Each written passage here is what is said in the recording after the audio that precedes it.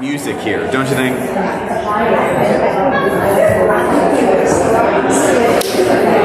Good morning, everybody. It is so nice to see you all this morning. I don't know about you, I really do like daylight savings time, but when the sun comes up in the morning and it's not so dark getting out of bed, oh, it's so nice. And so I'm full of energy. I hope you all too, because it's pretty outside. Today we're going to be looking at 1 Samuel chapters 20 through 23. We're going to actually finish up chapter 19. We weren't quite done with that. And then we're going to get into chapters 20 and 23. And so just as a reminder, if you are not getting our emails each week, just reminders of what it is that we're studying, I encourage you to sign up before you leave so that you can get those emails. And if you're joining us online, then you can either email Bov, which you can find at stmichael.org/RBS, or you can make a comment right here in the comment section of the videos, and we will make sure that you get those notifications, because there are important things like no class the week of Thanksgiving. So don't show up because you will be sad. And so I don't want you to be sad. It's Thanksgiving. So we've got one more class, then we're off for a week of Thanksgiving, then we've got a few classes in December before we're off for a few weeks. And if you do not have your bookmark schedule, grab one of those on your way out as well, or you can get those on our website.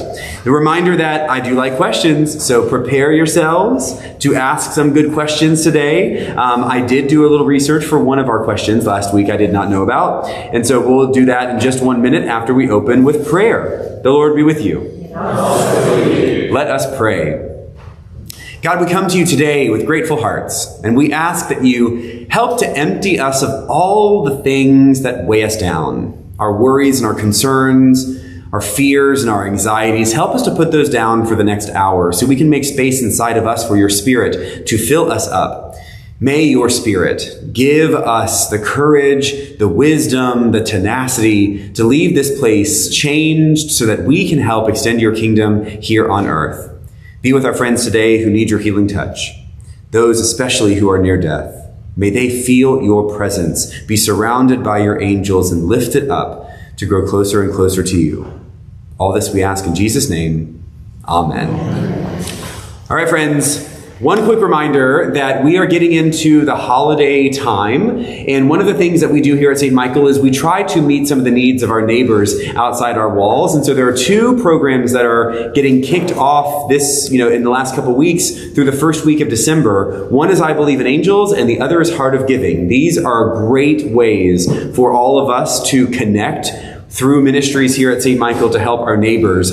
I Believe in Angels is essentially like an angel tree gift giving. We can adopt children with our friends at Jubilee Park, and we can send those gifts to them. It's this wonderfully dignified way of doing gift giving for communities. Typically you kind of like pull a name off a Christmas tree and then you go buy one of the 3 gifts that they list on the card. That's nice, but the way we do it here is we actually buy certain gifts in certain age ranges. Those gifts are placed out in a room, and parents in Jubilee Park and community are able to come and shop for their children for those gifts. So it's such a lovely way to help meet needs, but in a dignified way, so that parents can really feel like they have provided this gift for their child, rather than what sometimes is well-intentioned, but people come in from outside and hand a child a gift directly, which might make them feel good, but the parents may not feel so good about that, but it's necessary. And so this way we have kind of solved that problem. It's lovely. And so I Believe in Angels allows you to adopt children in Jubilee, and then Heart of Giving is essentially cards that you buy, and your money is donated in order to support multiple ministries at Christmas time here in Dallas. And so it's one of those things where you can fill out a card, send it to a friend or a family member, and say, this card represents a donation that I gave in your honor to such and such ministry. It's lovely. And so those will be available for the next few weeks, both before and after Thanksgiving, here on Sunday mornings, or you can visit our website and you can make donations through that way as well. If you go to our homepage, there's always a little hub button for the season we are in, whether it's fall or soon to be Christmas, the Advent Christmas Epiphany season, and that gives you the links for all the stuff that we do, both special events, ways that you can give, classes you can take, podcasts you can listen to. It's all there on a single nice tight page. And so if you've never done that, for our different seasons of the church, I commend that to you because it's a great way to stay connected and to participate in many of the different things that we do around here. Finally, someone asked me last week how many wives Saul had. And you should know me by now. If I don't know the answer to a question, I'm not going to make one up. I did not know that answer, but one of our sharp online listeners, before this class was even over, had emailed me a screenshot of the Wikipedia page about how many wives Saul had. So I didn't even have to look it up. So Saul had one wife and one concubine. And that was what I could not remember, because I'm sitting here thinking, I know he had more than one wife, but I don't think he had two wives. That was the problem. It was a concubine. And so Saul had one wife, Ahinoam, and then one concubine named Rizpah. And with both women, he had multiple children. And so he did have multiple children, probably about a dozen, but not quite what Solomon did. And so we'll get there. We'll get there. And of course, David, spoiler alert, David had multiple wives, and David acquired multiple wives wrongly, I will say. And so we'll cover all of that with Bathsheba soon. We're getting there. So Saul, two women with whom he had children, wife and concubine. All right, so let's just step back a few verses to the end of chapter 19. I want to make sure we close that off well, because it's important for us going into chapters 20 through 23 to really anchor ourselves in the reality that Saul wants to kill David. So as we kick this off, we have 4 sections today. The first is going to be just tying up chapter 19. Then we're going to talk about how Jonathan protects David. Then we're going to talk about an interesting little scene about the holy bread. And then we're going to end with David on the run for real. So last week I talked about how David seems to be with Saul. Saul tries to kill him. David runs away. Then David comes back. And then Saul tries to kill him. And you kind of have this loop. David finally just gets out of town. And that's how we're going to end today's study. So to go back just to chapter 19, we're not going to read any of it. I simply want to put ourselves in the mindset that David is a problem for Saul. Saul is now homicidal. He wants to kill David, and he's trying to bring people into his plan. He wants partners to help him kill David. He first starts by trying to bring in Jonathan. Well, Jonathan doesn't want to kill David because Jonathan's deeply friends with David. And so he rejects this idea that he's going to help Saul kill David. Saul gets mad. And so then Saul goes out and tries to bring in Michal, David's wife, Saul's daughter. And we talked a little bit about that last week. That's not really going to work, and for good reasons. And so Saul has been foiled twice by trying to get his own children to help him kill David. I want to end with just the very last bit of chapter 19, starting at verse 20. Saul is just, what do we say, like in Alabama, we said, having to come apart? He's just falling apart in front of us, and he's not sure what he needs to do in order to keep his throne secure. And so just to kind of put that into perspective, chapter 19, verse 20. Saul sent messengers to take David. When they saw the company of the prophets in a frenzy, with Saul standing in charge of them, the Spirit of God came upon the messengers of Saul, and they fell prostrate in a prophetic frenzy. When Saul was told, he sent other messengers, and they also fell into a frenzy. Saul sent messengers again a third time, and they also fell into a frenzy. Then he himself went to Ramah. He came to the great well that is in Seku. He asked, "Where are Samuel and David?" And someone said, "They are at Noath in Ramah." He went there toward Noath in Ramah, and the Spirit of God came upon him, and he was going. And as he was going, he fell into a prophetic frenzy. Okay, the very end of chapter 19, I simply wanted to show you Saul is trying again and again and again to get at David. And essentially the way the storyteller tells this story is God is getting in the way of Saul trying to kill David. And this is happening in this particular scene by them falling into a prophetic frenzy. Now, prophetic frenzy is not necessarily that they become prophets. That's not really what is being said here. Really what's being said here is that they are overcome by the Spirit of God. Our Pentecostal friends would probably say this points to how people speak in tongues. That's fine. It can also just mean that they were unable to get the job done. And so the storyteller is telling the story in a creative way to underscore that God is with David now. God is not with Saul anymore. And God's spirit, that frenzy, can come upon people even though God is favoring David. It's not that God's not touching other people. It's simply that God is with David and will help prevent others from hurting David, because that really is the person God wants to be king next. Any questions about how that is set up? Because we're going to get into a whole lot of Saul trying to kill David in these next few chapters.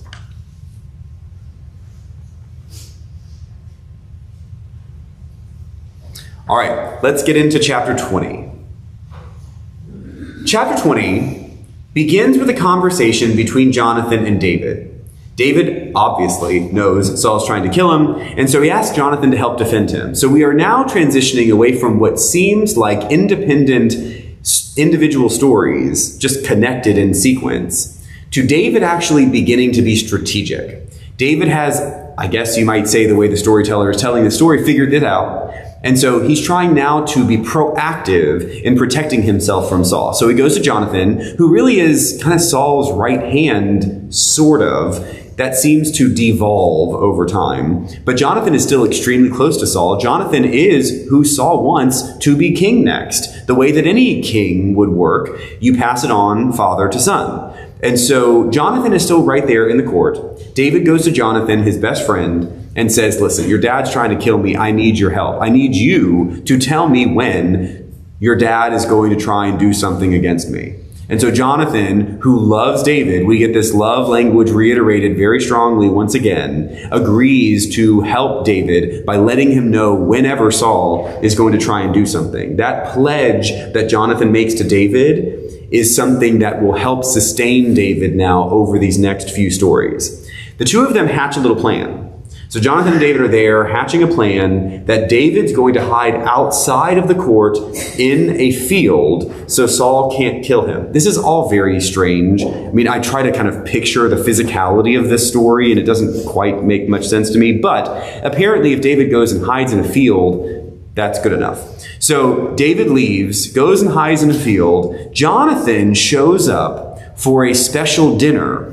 David's supposed to be at this dinner too. And David's absence at the dinner is marked by Saul, but it takes a couple absences. I'm going to read the passage first, and then we're going to talk about what is actually happening here with this dinner so we get a bit of context. Look at chapter 20. We're going to start at verse 24. Chapter 20, 24. So David hid himself out in the field. When the new moon came, the king sat at the feast to eat. The king sat upon his seat, as at other times, upon the seat by the wall. Jonathan stood, while Abner sat by Saul's side. But David's place was empty. Saul did not say anything that day, for he thought, well, something has befallen him. He is not clean. Surely he is not clean. But on the second day, the day after the new moon, David's place was empty, and Saul said to his son Jonathan, why has the son of Jesse not come to the feast, either yesterday or today? Jonathan answered Saul, David earnestly asked leave of me to go to Bethlehem. He said, let me go, for our family is holding a sacrifice in the city, and my brother has commanded me to be there. So now, if I have found favor in your sight, let me get away and see my brothers. For this reason, he has not come to the king's table. Then Saul's anger was kindled against Jonathan. He said to him, you son of a perverse, rebellious woman. I mean, that's kind of funny. Sorry, yeah. I'm glad you laughed. You should have. Do I not know that you have chosen the son of Jesse to your own shame and to the shame of your mother's nakedness? For as long as the son of Jesse lives upon the earth, neither you nor your kingdom shall be established. Now send and bring him to me, for he surely shall die. Then Jonathan answered his father Saul, why should he be put to death? What has he done? But Saul threw his spear at him to strike him. So Jonathan knew that it was the decision of his father to put David to death. Jonathan rose from the table in fierce anger and ate no food on the second day of the month, for he was grieved for David and because his father had disgraced him. I just want to note, You would think that people would be able to throw a spear better, but apparently in the Bible, I mean, how many times have people thrown spears at other people in, I think, the same room? Right? I mean, it's across a football field. It's not a javelin, you know? I mean, I imagine it's like right there. I think I could spear somebody, and I haven't even trained for that. I mean, it just seems like this is really silly that they keep missing each other, but whatever. Okay, so let's talk about what this dinner is. As it says right up in verse 24, the new moon came and this king sat down for a feast. Judaism is a lunar calendar religion. We should realize this because Easter is based on Passover, and Passover moves around every year based on the cycle of the moons. If you have ever wondered how we figure out the date of Easter, then I encourage you to look up the golden number in the prayer book. I think I said this a few years ago, but if you're bored or you're a nerd, if you grab a prayer book, there's a way to figure out the golden number, and that's how you can predict Easter pretty much any year you want. Our prayer books actually have the dates of Easter through 2050 in the back of the book. And so if you just want to check that out, or if you've got a child who is particularly curious or something like that, there's a very cool explanation of how we figure that date. Or we can just ask someone who's Jewish when Passover is. That works too. So we've got Easter based on a lunar calendar because Judaism is lunar. And so what is happening here probably is that there is some kind of specific feast that happens with a new moon that is meant to celebrate God in some way. This is kind of like a holiday meal. Why it happens over multiple days is because in the ancient world, people would travel to share a meal together, and they can't get from one place to another quickly. And so to gather together like a family for a feast like this on the new moon, you would plan to be together for a few days. And so just like if you've ever gone to kind of old world style wedding ceremonies, you see this in places like India and in the Middle East. Wedding ceremonies last for days and days. It's not because people can't feed themselves after the first day. It's because they've traveled a long way. And so the host of the event would plan to feed people over many days before they would leave to go home again. That's really what's happening here. And so it's one of those, first day, David's not there. Saul kind of thinks, what? He must be unclean. Surely he is not clean. What does that mean? Well, there are many ritualistic ways to be unclean. Some of the most common ways would be if you've touched blood, if you touched a dead body, if you have had sex. Some of those very common things that sort of might just happen in life might make you unclean for a certain period of time. What seems to be happening in this story is Saul kind of ignores day one because he figured David may just be unclean and he can't sit at the feast table. But come day two, when David is not there, he is noticed. And that's when Saul goes to Jonathan and says, what happened? Jonathan tells Saul the story he and David had planned to tell, which was essentially David was called back home. David is from Bethlehem. And so David went back to his family. Remember, David's the youngest son. And so it's plausible that the head of the house would have called David back in order to share some kind of important moment with the family. But for whatever reason, Saul does not buy this story. And so Saul gets super mad at Jonathan. And this is the moment when it kind of clicks for Saul, at least the way the story is told, that Jonathan is preferencing David. And Saul has no idea why this is happening. It seems completely irrational that Jonathan, who would be king, would preference the one person who could take the kingship away from him. Saul sees this as really a power issue. Saul has the power, but a king's really only as good as his heir. Jonathan is his heir, and Jonathan is preferencing this random guy who already has a lot of adoration all around him. People are loving David. David's cute. David's a good military person. He's a great musician, right? So, I mean, the guy who wins the battle also plays the guitar and sings and is cute. We all know he's super popular. And so David's got all this attention. And Saul's like, Jonathan, what the heck? Don't you understand that he is undermining your future authority? But what he doesn't realize is that Jonathan's love for David, and we can interpret perhaps Jonathan's perception that God is doing something new for David, is what trumps whatever his father desires. We know that Jonathan has a love for David, yes. It's also clear in the way the story is told that that Jonathan is perceiving God is doing something new through David. And although we never get a very explicit moment, it is implied strongly that Jonathan's faithfulness is one of the reasons why he preferences David over his father. He actually says that Jonathan says to David, God's Spirit is with you, and I support you because God is with you as he used to be with my father. And so there is this understanding that Jonathan has that Saul had that spirit at some point, no longer. And Jonathan sees it in David. And so Jonathan's loyalty is absolutely rooted and anchored in David himself. There are interesting dynamics in the argument that Jonathan and Saul have right here.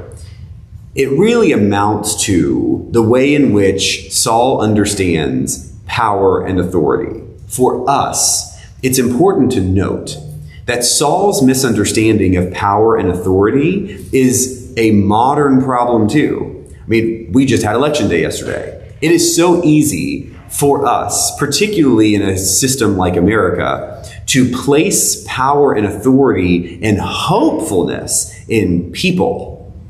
It does not mean, what I do not want you to hear me say is that elections are unimportant. I think elections are wonderfully important. But we have to always check ourselves to not go too far in our faithfulness, not go too far in our hopefulness and yoking the future on any human. That's not what we're called to do. We are called to be a whole lot more cosmic in the way that we see the world. Don't ever, we kind of talked about this at one point, don't ever think that an election is the most important thing ever. It's important. You should vote. I hope you all voted. But hopefulness about our future should never rest in humans. Hopefulness about our future should always rest and be anchored in our connection to God and the love we share through God with one another. That is what is most important. And what Jonathan represents here is that kind of understanding. Jonathan has every worldly reason to reject David. David is the number one threat to his own power and authority, and yet Jonathan sees that God is doing something new in David. And it's Jonathan's humility and faithfulness that allows him to put his own interests aside and follow what God is trying to do in the world. That is profound, and it is something our world struggles with mightily. We see it all the time. And what I want you to kind of put inside of you is the sense that it is easy for all of us, every one of us, to feel the fear that people around us try to fan inside of us. And that fear can drive us to thinking that a certain person is our only hope. That is fundamentally unfaithful.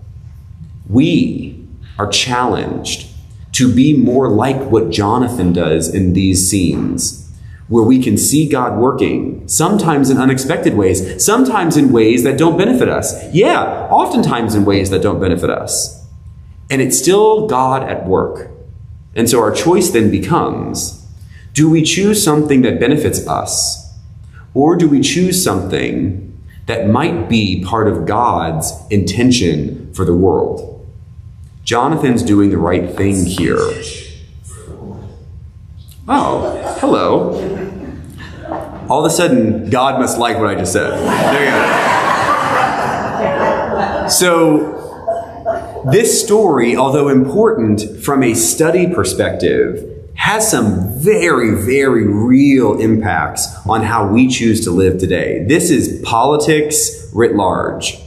Jonathan is in the heat of it, and he is somehow keeping his eye on the prize of God in the world. That's a great learning for us.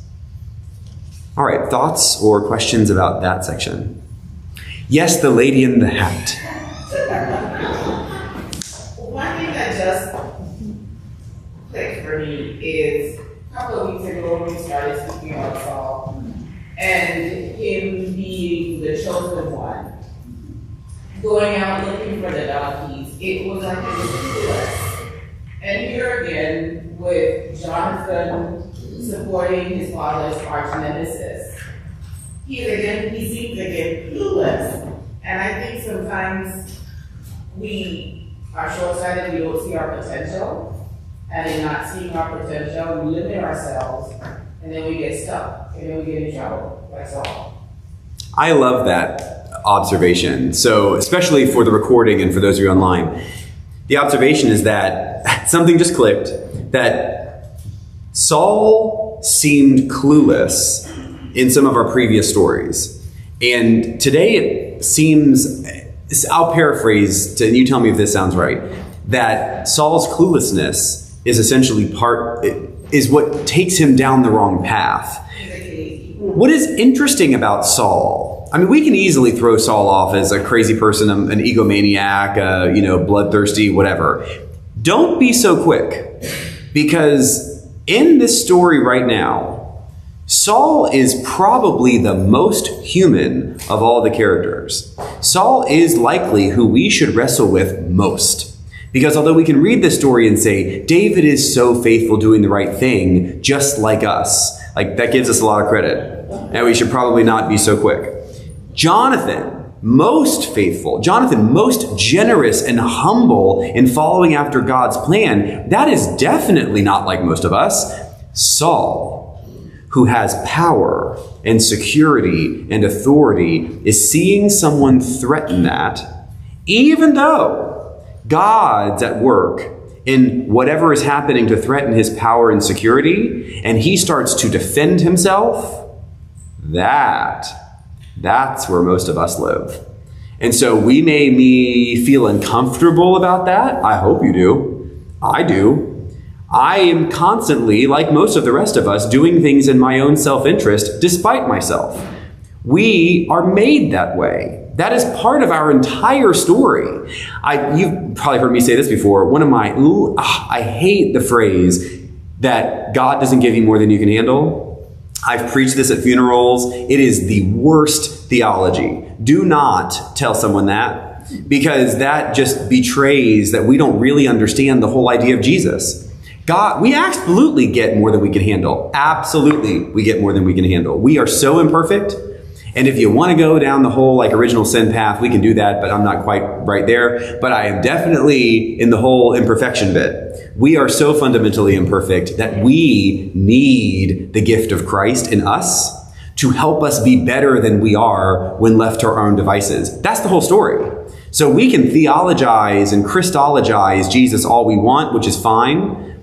But fundamentally, Jesus represents the hope over who we are naturally. That's it. And so in this moment, we are seeing Saul's humanity flare the same way it does in all of us. And it's great when we are sorry, when we make a bad choice. But how much better is it for us to work and struggle and try to maybe not make those bad choices quite so often? That's the learning that we get with Saul. Saul is totally normal. This story is a little sensational. We're going to get to a bit of terrible things, and we've probably, none of us killed a priest, I hope, right? Okay, so we're going to get there in just a minute. But Saul is problematic, and I think, let me turn that one more time. Saul had the anointing of God at one point. One of the things that I think a lot of us struggle with is the idea of how much effort are we to put into this discipleship business? Because is it really about getting to heaven? If we make Christianity a get out of hell free card, we are missing the point. That classic question, if you've been baptized, but then you become a real jerk and do terrible things and you reject verbally and in your heart all of that stuff, are you still going to heaven just because you were baptized? I'm not going to sit here and tell you I know that answer because I'm a good Episcopalian and I can always tell you I'm not so sure. What I can tell you is that that is not the point. Baptism is not the box to check so you don't go to hell. That's not what we're doing here. That's just a starting place. It is a ritual moment when we say a wonderful prayer together and we look at each other and we say, we're going to take care of this person.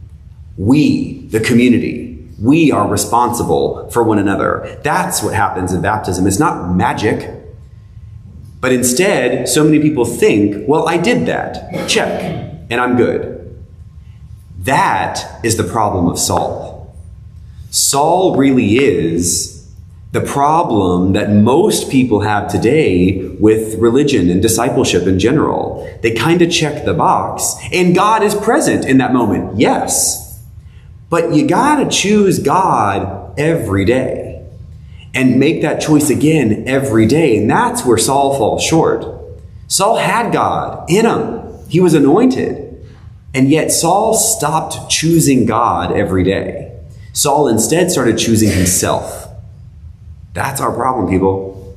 That is the human struggle. It is so easy to choose ourselves. The world tells us all the time to choose ourselves. And yet that's not what we hear in Scripture. We're called to choose each other, not ourselves. And we can unpack that a lot if you'd like to, but that in its most fundamental sense is what we're able to glean from this story for our own lives each day. All right, follow-up questions or thoughts?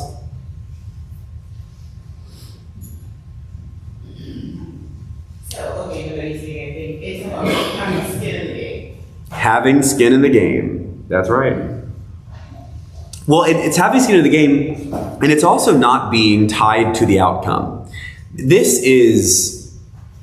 It kind of gets back to, with a little trepidation, I'm going to mention prayer, because whenever we get into prayer here, we skew way off the rails. But this is for those of you who have not been with us over the years. We've had many meaningful discussions about what prayer is, what it does, and all the other stuff. I will note, we are called to pray. We are called to ask for what we want and what we think we need. But prayer needs to be disconnected from the outcome or from the answer, because prayer is not in order to convince God to do stuff. Prayer is for us to deepen our relationship with and our dependency on God. That's the best form of prayer. But for so many of us, we were essentially taught to say a prayer to get a reaction, or to say a prayer to get a response. And every person in this room knows it doesn't work that way. Now, we can put lipstick on that pig, but if we start with the idea that praying right gets us the answer we want, we will almost always be disappointed. I mean, a broken clock's right twice a day, okay? So we can say a prayer for a thing we want, and sometimes we get it, and then we think, oh, we did the prayer right. No, you just happened to have gotten the answer you wanted. That's not because you prayed right. Prayer is not about right or wrong. Prayer is about submitting ourselves humbly back to God. It's about making sure we are not being egomaniacs. Prayer is good for us to make sure that our focus is always more on God than on ourselves. And essentially, that's the skin in the game. Doing something without being invested in the outcome is really hard. It is counterintuitive to what we wish it were. But what we wish it were does not make it so. And that's really hard for us. And in a crisis moment, that's not the conversation you have. I think I've said this to you in here before. If I'm sitting with a family member in the hospital while their loved one is dying, and they say, well, it's okay, God's not going to give me more than you can handle, I'm not going to say, that's bad theology. That's not the time. That's not what we do. We talk about this kind of thing here when maybe we've got a moment today, right now, where we can actually entertain complexity of a shift in the way that our faith may work, because maybe we are not in a crisis right now. And if we do that a bit, and we spend that time, and we pray about it, and we focus and we meditate a bit now, next time we get into a crisis, because it'll happen, next time we're in one, maybe we'll be just a little bit stronger in rooting ourselves in the identity we're called to have in Scripture, rather than the identity the world has kind of created that sounds good. All right, let's press on. Stop me if you've got more questions. All right, section 3. We're going to talk about David on the run. This is... Oh, I messed up. Section 4 is David on the run. What did I say? Oh, it's the holy bread. Okay, section 3 is the holy bread. There is a moment here when David is fleeing from Saul with his men. We often think, David flees from the king. We kind of think like David's just off on his own. That's really not how anyone traveled at that point. You always traveled in a group. David has his people.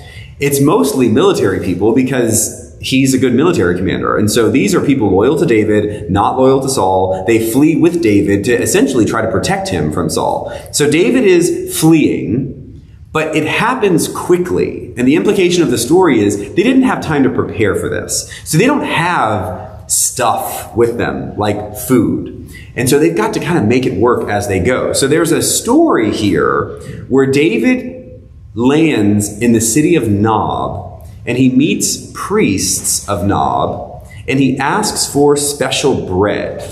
And that special bread is called the bread of the presence. Now, I'm going to get to the story out of 1 Samuel in a moment, but I want us to talk about the idea of bread of the presence, and like capital P, not presence like wrapped under a tree, but presence like we are present together. Bread of the presence is something that goes way back in Judaism. And I want to read a couple passages that you don't have to turn to about what this bread actually is. Essentially, this bread refers to loaves that are baked weekly by priests in a temple, tabernacle, whatever, placed on a golden table where they would lie present as, in a sense, an offering or a gift to God. In Exodus chapter 25, this is what it says.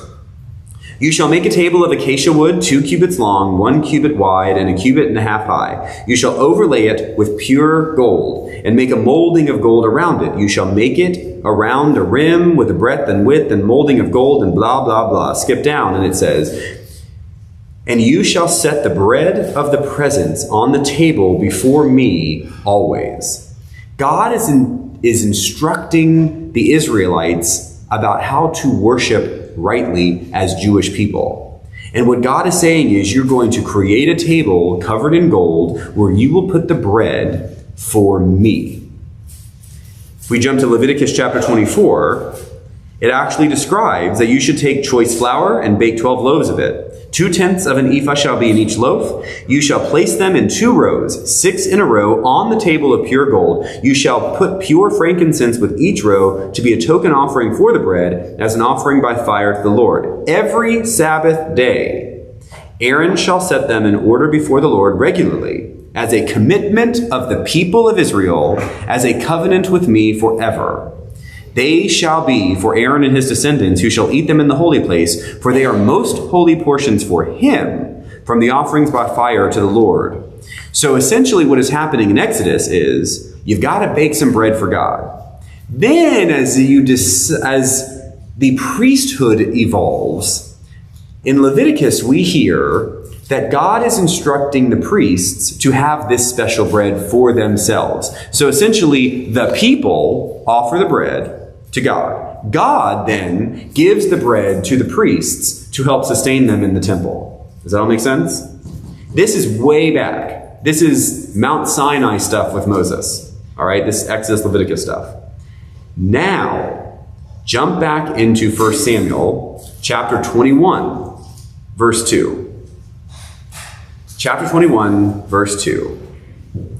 As I said, David is on the run with his people.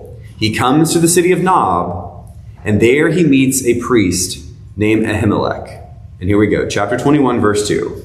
David said to the priest Ahimelech, the king has charged me with a matter, and said to me, no one must know anything of the matter about which I send you, and with which I have charged you. I made an appointment with the young men for such and such a place. Now then, what have you at hand? Give me 5 loaves of bread or whatever is here.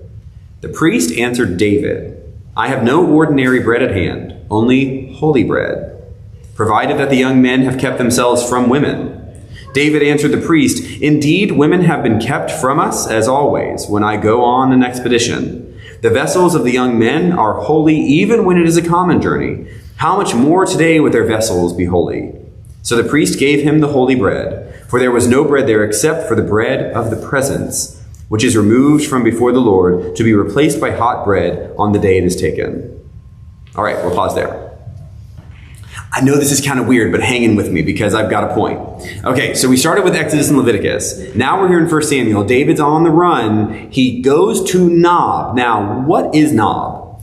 Nob is apparently a city that was likely the place where the tabernacle was moved from Shiloh when Shiloh was destroyed. Now, we know weeks and weeks ago, we talked about Shiloh. Shiloh was where stuff happened with Saul and Samuel.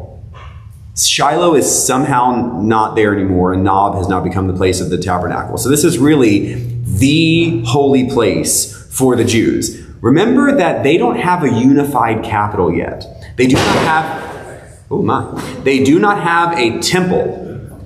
That woke everybody up, didn't it? Instead, they've got a tabernacle, a place where the ark rests. And so the ark still exists. You still got the tablets. You still got the sacred stuff. But there is no big capital T temple yet. Solomon built it. We're not there yet. It was in Shiloh. It has now been moved to Nob. And the priests serve the tabernacle.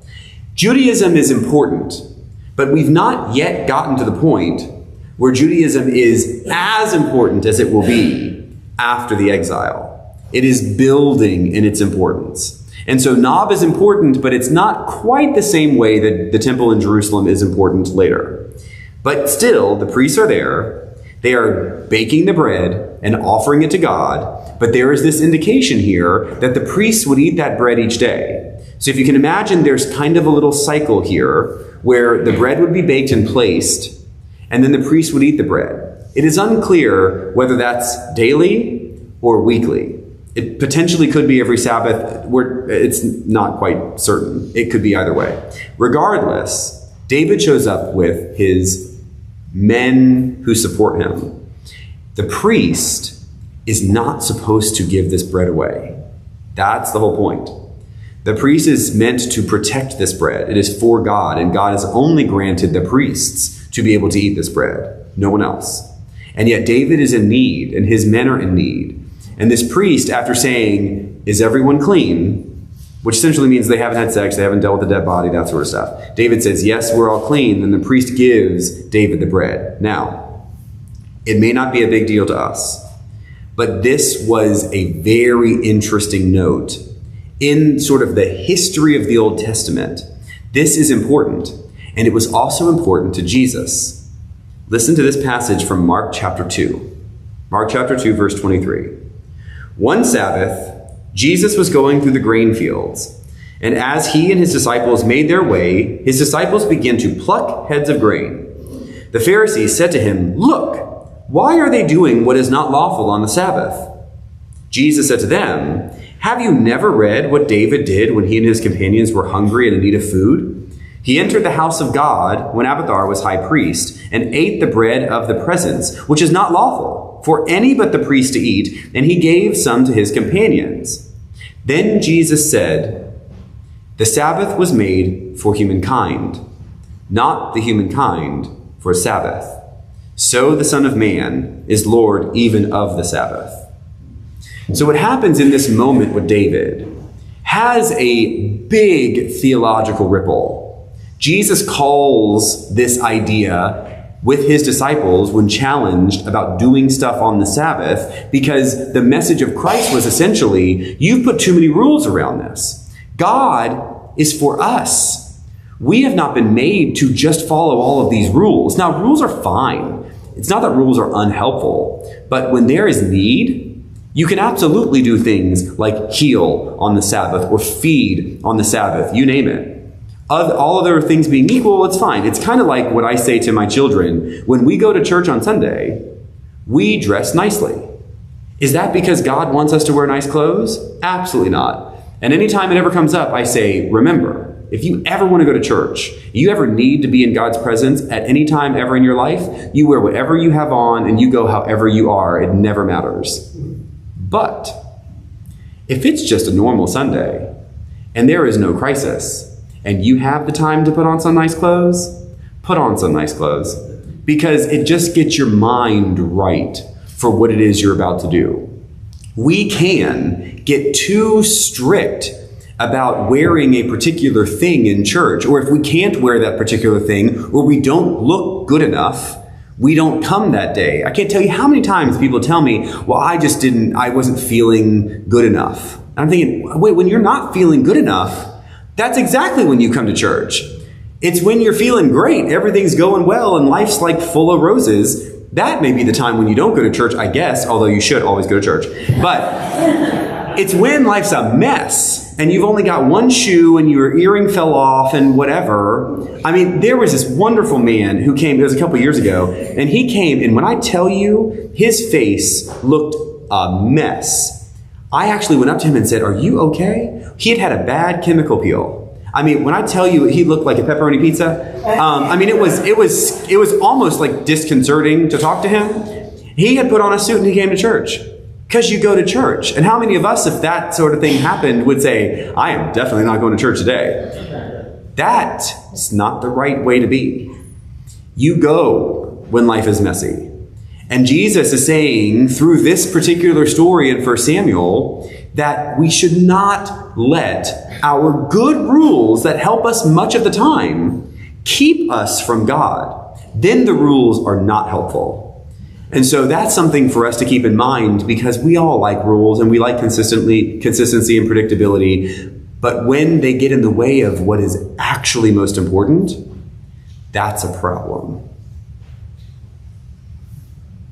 One quick note, after this whole David eats the bread of the presence, David also acquires Goliath's sword that was, for some reason, with the priests at Nob, and now he is armed as he continues to escape Saul. All right, that's it for that little section. Any questions? Yes, sir. Just a shameless plug for engagement. When what you just said, I would say if you have the time to get ready and you feel good there and you're great, that's even more of a reason to also be at church, be there to welcome those that are disheveled and having a horrible bad day. Yeah, it's a really good note. You know, if you were to, sometimes people ask me things like, what's your vision for St. Michael? You know, what's your, that kind of stuff, which is such an open-ended question. But I will say, there are a few ways that I can articulate my hope for our church in the future. And one of those ways is that we get to a point where most people show up on Sunday, not for themselves, but for the other people who are showing up on Sunday. Because there are people who are looking for God. And if most of us can find fulfilling experiences between the Sundays, that helps us show up on Sunday to be available for the people who are seeking God's presence. That's when visitors, that's when people who are disconnected, that's when people who are isolated and sad and lonely and messy and all of the other things that happen in life, that's the moment that people typically come seeking God. Well, when we all show up, most of us, getting something for ourselves, it's really hard to be available for the people who are really trying to find God, because they will find God through us. And if we can make that pivot where most of us start showing up most Sundays with the availability to help other people see God through us, that's when we change who we are and what we're all about. So yes, if you're having a good day and everything's feeling good, you may not be a greeter. You may not be on the schedule. You can absolutely stand in the hallways and look out for people. Not the people you know. I mean, that's nice. And you can catch up with people you know. That's fine. But every Sunday, there are people walking around this building by themselves. They do not know anybody. And they are hoping to feel something divine. When you see people like that, know that God put you there. And when you don't say something to them, when you don't show that divine presence to those individuals who are there by themselves, that then is the thing we confess later when we say things left undone. And so take that as a challenge to actually go say hi to the person who is sitting by themselves. Because I'll tell you, if you have the gall to come to a church our size by yourself, the worst thing that can happen is for everyone to ignore you. Don't do that. All right, any thoughts or questions about this section? Is Nob still around? Oh, is Nob still around? I have no idea. We don't really know where Nob is.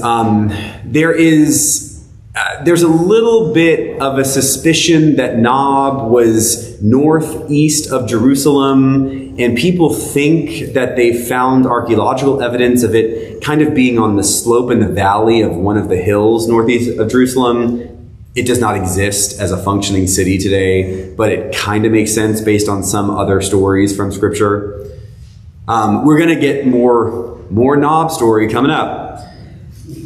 Any other questions? Yes? Are you going to talk about the priesthood? That's what's next. So, section 4. We're going to talk about David on the run. So, like I said, David's running from Saul. He stops in Nob. He gets the bread. Well, Saul finds out. This next section, to me, is unredeemable.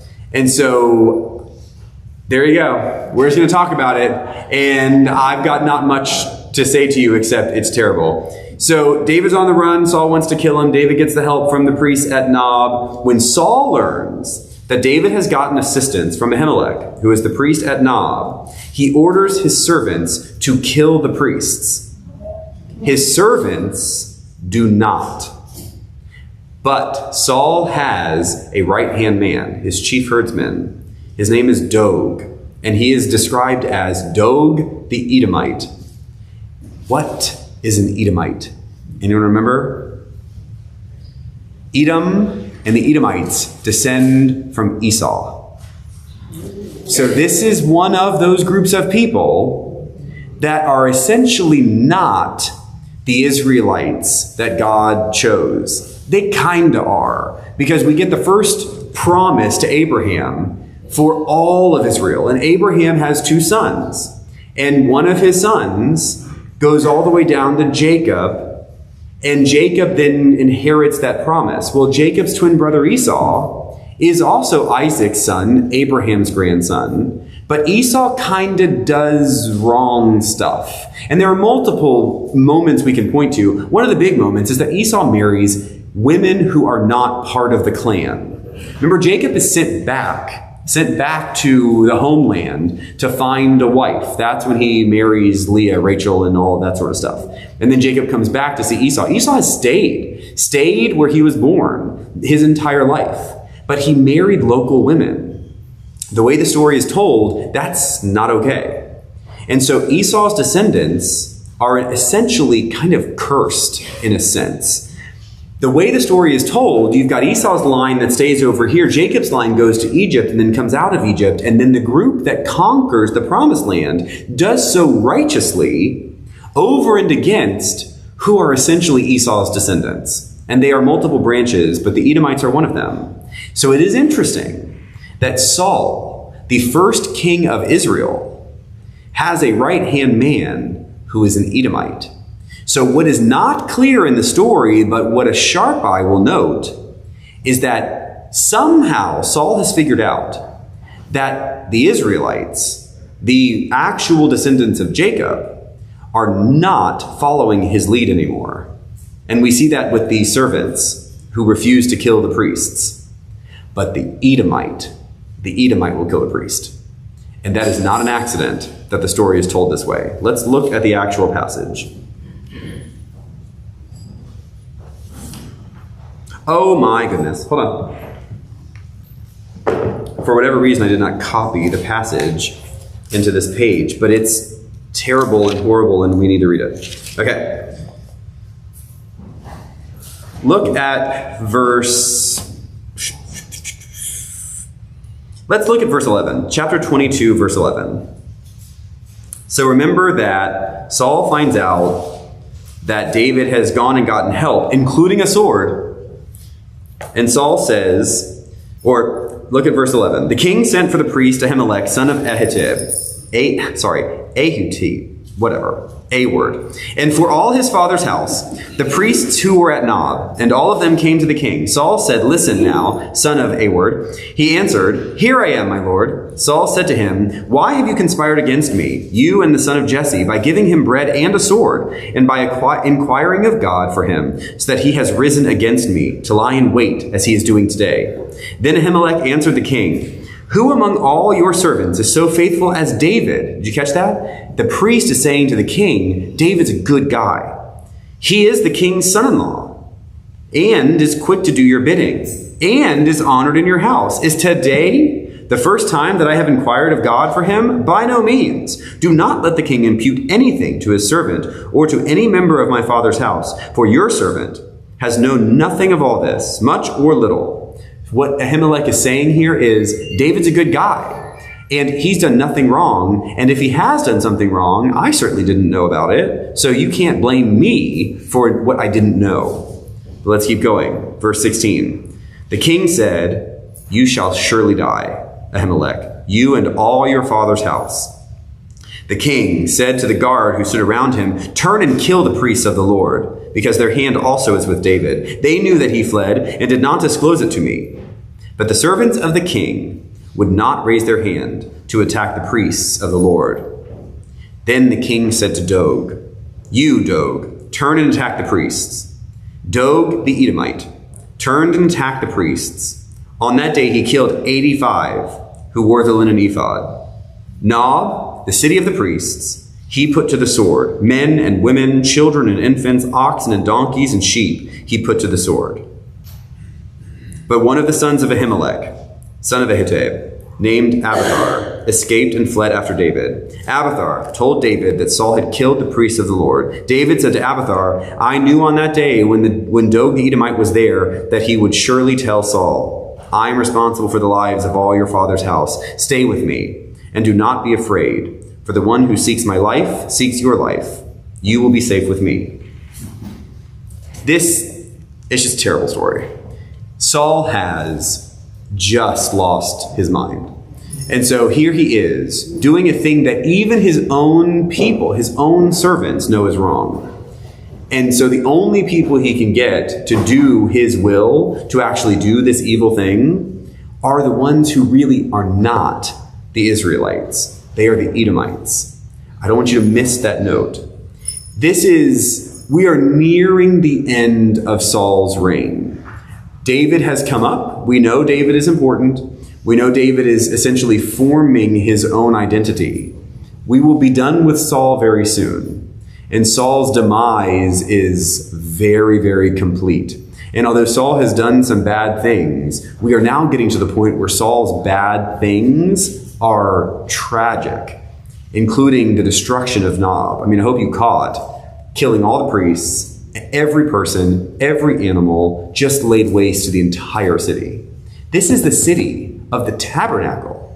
Saul has completely broken away from God, such that only the people who did not inherit God's promise are the ones who will now work for him. It's a bad, bad news. David is unhappy. David is on the run. David has found himself in a cave in order to keep himself safe. But David is creating alliances. And what we're going to see over the next couple of weeks is that David essentially forms alliances outside of the main Israelite cabinet or royal structure that will ultimately pay off for him in the future. David's links to the other groups outside of Israel is going to be part of what helps him unify Israel once he is king. And those kinds of relationships are anchored in moments like this, when David essentially has to get out into the areas where the Israelites are not really in control and begin to make deals with the leaders of these other tribal groups. And that political connectedness is going to pay off very well as this story continues over the next few weeks. Any last questions or comments? Yes. Is there there any way that the guys in Babylon who were writing this chose this story to blame the Edomites and make the Israelites look good? Oh, yes. So the question is, the people who wrote this story, were they intentional about blaming the Edomites in this story? 100%. There is no reason why Dog was referred to. When is Dog referred to as Dog the Edomite? The moment he kills the priests. He's referred to as Dog multiple times in the story. Until the moment when it says he kills the priests, then he is Dog the Edomite. That's not an accident. And we could easily skip over that and not understand the gravity of the note. But everyone who was reading this story after the exile knows exactly what that means. It's like when Jesus talks about the Samaritans. We hear Samaritan and we think about the nice story, and isn't that person nice? No. When Jesus told that story, it was like stabbing the Jews in the eye by referencing the Samaritans. And so then you get the aggression and the weight of that story. The same way that saying Edomite here, everyone would have perked up and said, oh my God, so the Israelites didn't do it, but the Edomites did it? Because it's horrible. Anyone reading this story is going to say, you killed all these priests? And you killed their entire families? That's unredeemable. But it sure helps that the Israelites said no. The Edomites, they're the ones that did it. That's not an accident. Scapegoating 101. Thank you all very much. I'll see you next week. Bye.